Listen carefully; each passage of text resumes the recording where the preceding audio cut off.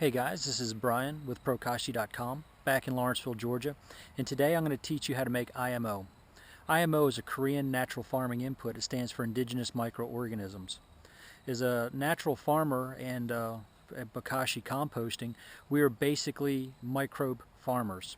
And what the objective is in making IMO is to capture local indigenous microorganisms and put them to use in rebuilding our soil and our garden.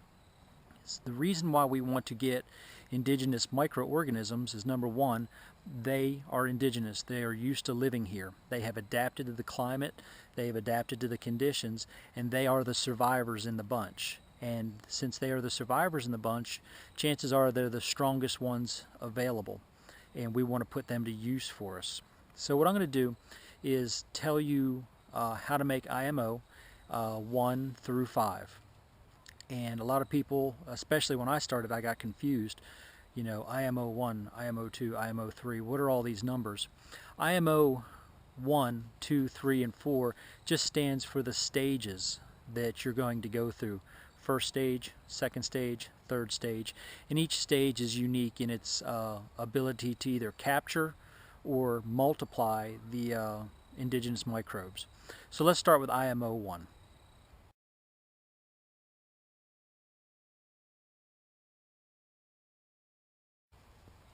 IMO 1 is where you will take some food source. Typically for Korean natural farming, it's going to be rice.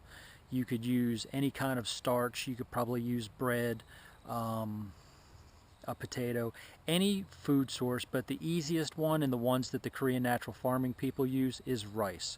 So what you would do is you would take any rice that you want. Natural farming gives you a lot of latitude. You can use organic rice, you can use jasmine rice, you can use brown rice, white rice, instant rice. The microbes really don't care. All they care about is that it's a food source. So what you'll need to do is make yourself some hard-boiled rice. And when you say hard-boiled, I mean that you're going to make rice that's a little bit on the dry side. When you make your rice, just follow the recipe. For instance, the last batch that I made called for 1 cup of rice with 2 cups of water. And since I wanted it to be hard-boiled or semi-dry, I just reduced the amount of water. So I took 1 cup of rice to 1.5 cups of water. So when you make your rice, you want it to be a little bit on the dry side. You don't want it to be sticky and gummy. And you're going to cool it off. When you cool it off, you're going to put it in a container. Traditional methods say that you use a cedar box. Well, I don't have a cedar box. Any box will do, or any container will do. But traditional method is to use a cedar box. So for this instance, I'm just going to use a plastic container. This is just one that had some eclairs in it from the grocery store. And what I'm going to do, or what we're going to pretend to do, is to take our rice and fill this about 1/3 full. So in this case, from bottom to here will be about 1 inch worth of rice. Now I haven't made any rice because I have it already in the IMO 1 stage, which I'll show you in a little bit. But this is just to show you the basics. Take your rice that's cooled off and you want to place it in your container so that you have about 2/3 headspace up above. And that's important because we want the microbes to be able to come in, populate the rice, and have room to grow up. So go ahead, take your rice, place it in your container. What you want to do, when we made, in my other video, we made lactic acid bacteria, we covered it with a porous material. So in this case, I'm just using an old white towel. And what you would do, once you have your rice in your container, is you would cover it with this permeable or this non-airtight cover. And the purpose of that is to keep a lot of the stuff that's around you out of the rice culture. The rice, again, is just a food, and the microbes can easily penetrate or go through this. What you're going to want to do is find yourself, depending on which kind of IMO you want, an area to collect your microbes. In this case, I just happened to pick a little bamboo area. Bamboo, according to the Korean natural farmers, is a very bacterially dominated material. the roots of bamboo exhibit a characteristic of giving off a lot of sugars. And those sugars will tend to attract a lot of bacterially dominated microbes and worms in the soil around it. So you can use bamboo, you can use ornamental grasses, any grass will do, and it doesn't seem like it, but bamboo is a grass. And the reason for that is when you have your succession of plants, you have bare ground, you would have the next succession, which would be pioneer weeds that would come in. Then you would get smaller, or the next generation, which would be your grasses. And in that kind of soil, grass soil, and that includes the soil that we would typically have our gardens with, that's bacterially dominated. There are fungi. There is mycelium. And in fact, right here where I dug away, you can actually see some mycelium, or actually mushroom right here. But in grass areas, it's a mixture of the two, but it's predominantly bacteria. And today I'm going to show you how to make both types of IMO. IMO1 is just, like I said, the rice and collecting the microbes. The difference between bacterial or bamboo microbe and forest microbe is one bacterially dominated or is one fungally dominated. So for this instance, we're going to make bamboo microbe. And what you would do is you would take your material, set it in a bamboo stand underneath a good healthy bamboo area. Unfortunately, where I live, this is as good as it gets. So this is really just for demonstration purposes. You'd like to find some place where the bamboo is really tall, really healthy, really thick, and where there's a lot of bamboo litter around. You want to see a lot of the leaf litter like this guy right here. And what you'll do is you'll put your materials underneath of there and cover it up. Since we're out in the woods, what you would want to do, since that is a food source and you want to keep it away from all the other little critters, you would probably want to take some type of screening material like this, and you would want to cover it. That keeps all the guys out, all the mice, snakes, any little critter that would like to eat what's in there. Again, the microbes can easily penetrate through here, obviously penetrate through the cloth material, and then they will go in there and populate this. So once you have your bucket, you have your rice, 2/3 airspace on top, your material, and it's protected, you'll want to cover it over with some litter. And in this case, this just happens to be leaf litter. If we were going to do a forest microbe, this would be perfect. You would find an old tree, get yourself an old growth tree, find one that has a lot of humus around the base, a lot of litter, one that's very healthy and very vibrant, and you would do the same thing. You would take your bucket that's 1/3 full of dry or hard cooked rice, 2/3 airspace, cover it again with this, cover it with the leaf litter, and then you would come back over and cover this with a plastic. The reason for the plastic is that you're going to have to leave this in this environment, in this wild environment, for about 5 to 7 days. Depending on the temperature, you could leave it up to 10 days to 2 weeks. This is all temperature driven. Obviously, the warmer it is, the more microbial activity, the faster that the microbes will work their way into the rice and start growing. After that time, you would come back, uncover everything, and then if I had had some rice in here, you would see a white fungal growth. I did the same thing. I just showed you the traditional method. I'm going to show you a different, easier way to do it. One alternative to the traditional method of actually going out into the woods like we are now is to take some of this leaf litter with you. And you would take that leaf litter in your house with the same stuff here, put your rice in, 2/3 headspace, you would cover it over with this, but since it's in your house, you would just leave it covered over like that. You don't have to worry about putting the screen to it. And in your garage or in your house or in any warm, quiet spot, what you would do is allow the same process to go on. You could also is a non-traditional method. With your rice in here, you could actually take some of your leaf litter and just sprinkle it on top, so that the rice being underneath, the leaf litter on top like this, and you would allow it to incubate, and you would get the white mycelium underneath. At that time, when you come back to harvest, you would just pull that away, and then you would have nothing but your mycelium growing in here. There's another way that I did. Like I said, I don't have a lot of bamboo, but I do know that bamboo is bacterially dominated. It has a high amount of worm casting, and worm castings or worm poop is very nutritious. So what I did is I did the same process. I took a container, I put in some hard-cooked rice, and I put it in my worm bin.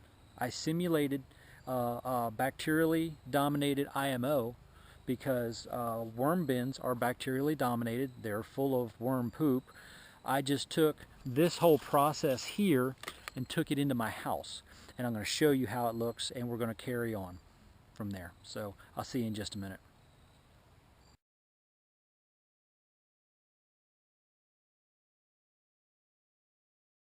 Alright guys, I'm back. I'm going to show you an IMO1 that I made using my worm bin or vermicompost.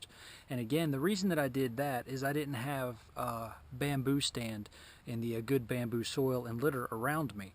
And I know that bamboo is bacterially dominated, and that we're using it because of the sugars, and we're using it because of the worm castings. So I simulated that by using this, which is my worm bin. Now, as I explained to you across the street, you would take your rice and you would put it in a container, and here's the container that I happen to use. And I put it in an environment, whereas over there I would have had leaf litter and the worm castings. Here I have finished vermicompost, and that's what it looks like if you have a good successful collection. I'm going to pick it up. You'll notice that it grew so successfully that the mycelium actually started running well outside of the container. That's at least 1.5 inches outside the container. And watch, when you pick it up, the mycelium comes with it. It actually pulls up the vermicompost. And there you go. That mycelium, you can see, is actually growing through the material. So what we do now is, this is our IMO1. Now we make IMO2.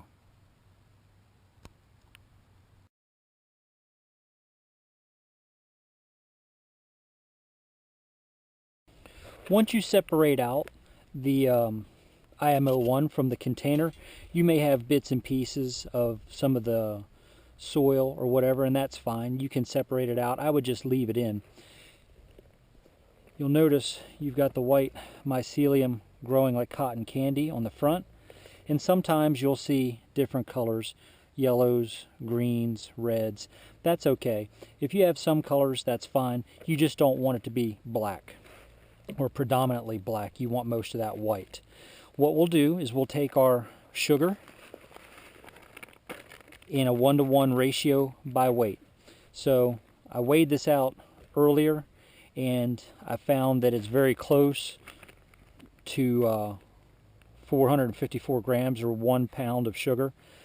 If you don't have it exactly right, that's fine. It doesn't matter. It doesn't have to be exact. That's the nice thing about natural farming, is you can have a lot of latitude left and right. You can be off and it doesn't really make a big difference. But in general, traditional method says by weight, 1 part sugar, 1 part of the IMO1. And what you're going to do is you're going to start mixing it. And you want to mix it well. And what you're doing is you're breaking up the mycelium and the rice and the moisture that's in the sugar, and you're going to feed and multiply your microbes. This again happens to be a bamboo or bacterially dominated IMO. If this was done in the forest and I'd had humus or leaf litter, it would have been a fungally dominated. And what you're going to notice as you're going along, as it starts to incorporate, you see it's kind of sandy right here. As you start getting into it, you're going to notice it's going to start getting gooey. See how it's holding together? See how the water's coming up through my hands, the moisture? That's what you want. You want to mix all of this for a couple minutes or however long it takes to make the whole mixture gooey. You want it to be like what is described as a gruel or a very soggy type of oatmeal. So you will notice that it goes through a physical change of state from very dry looking and granulated to this right here where you see it comes through the fingers and you have that moisture. That is what you want. So take whatever time is necessary to go ahead and do that. And when you're done, you're going to transfer all of this into another container. You'll notice that a lot of Korean natural farming is fermentation and growth. Fermentation and growth. So we started with IMO1, which was again our rice, and we allowed the bacteria and the fungus to dominate it and to grow on there.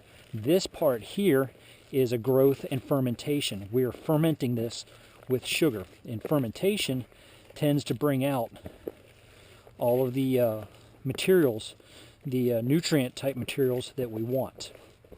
So now that I've got this basically the way I want it, let me look around. Here we go.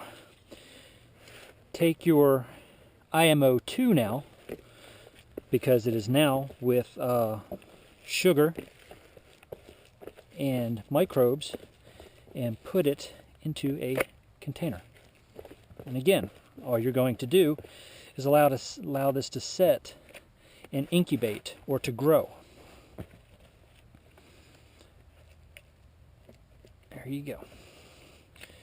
And you can put a cover over top of this one as well, just like we did with the other one. You can put a cover of paper towel, tissue, t-shirt, whatever you want. And what will happen is that it'll continue to grow, and in a couple weeks you'll have this. This gooey stuff here is IMO3, or this is prepared IMO2. IMO2 once you've made it, IMO2 after a couple weeks of fermentation. And what I'm going to do next is show you how to take IMO2 and make IMO3. So give me just a few minutes, we'll be right back.